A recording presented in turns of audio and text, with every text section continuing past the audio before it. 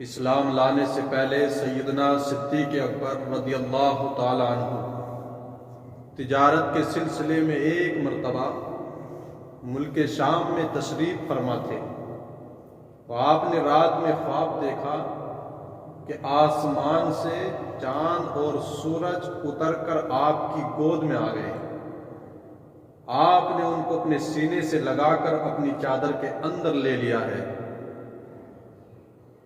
پھر جب صبح اٹھے تو ایک عیسائی راہب کے پاس پہنچے اپنے خواب کی تعبیر پوچھنے کے لیے۔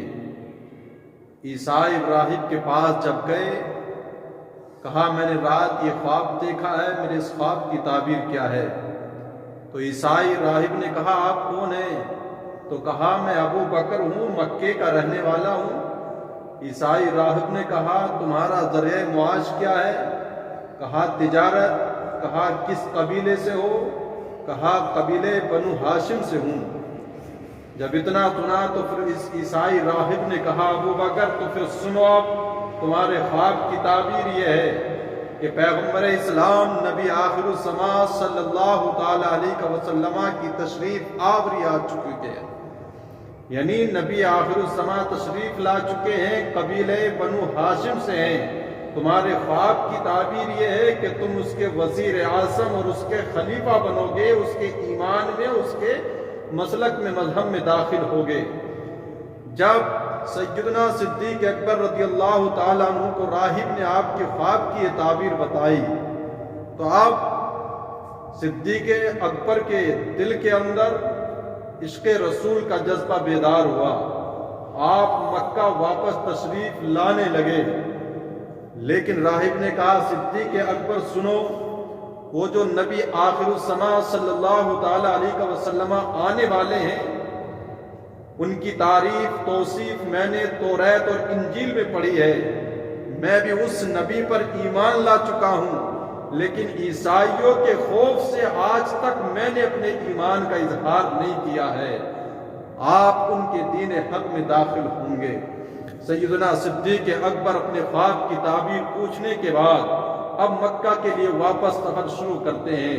جب مکہ المکرمہ کے اندر آئے، آنے کے بعد نبی آخر الزماں صلی اللہ تعالی علیہ وسلم کی آپ نے تلاش شروع کی۔ تلاش کرتے کرتے بارگاہ رسالت میں حاضر ہوئے۔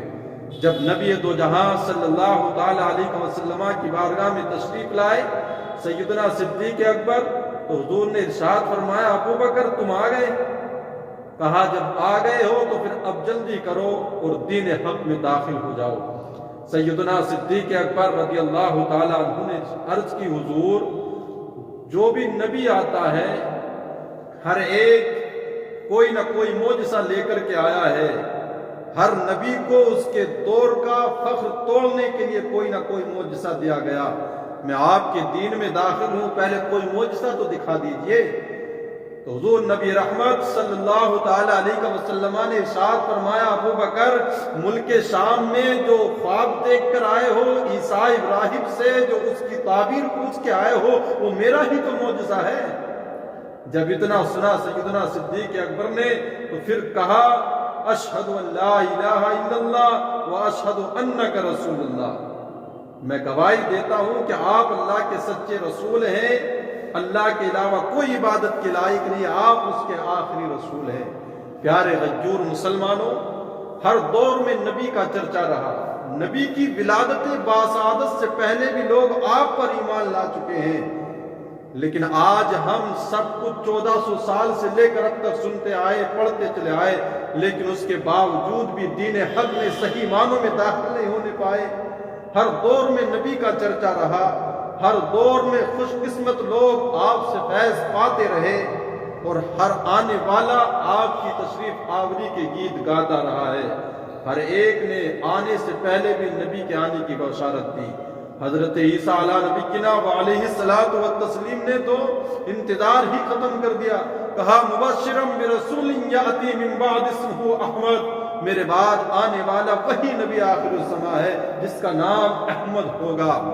پتہ چلا اس واقعے سے کہ اللہ کے نبی کی آنکھوں سے، نگاہوں سے کوئی چیز پوشیدہ نہیں ہے، آپ اول کا بھی علم رکھتے ہیں، آخر کا بھی علم رکھتے ہیں، اور کوئی شے کیسے چھپ سکتی ہے جس نگاہ مصطفیٰ سے ذات خدا نہ چھپی، اور کوئی غیب کیا تم سے نہا ہو بھلا، جب نہ خدا ہی چھپا تم پہ کروڑوں درود۔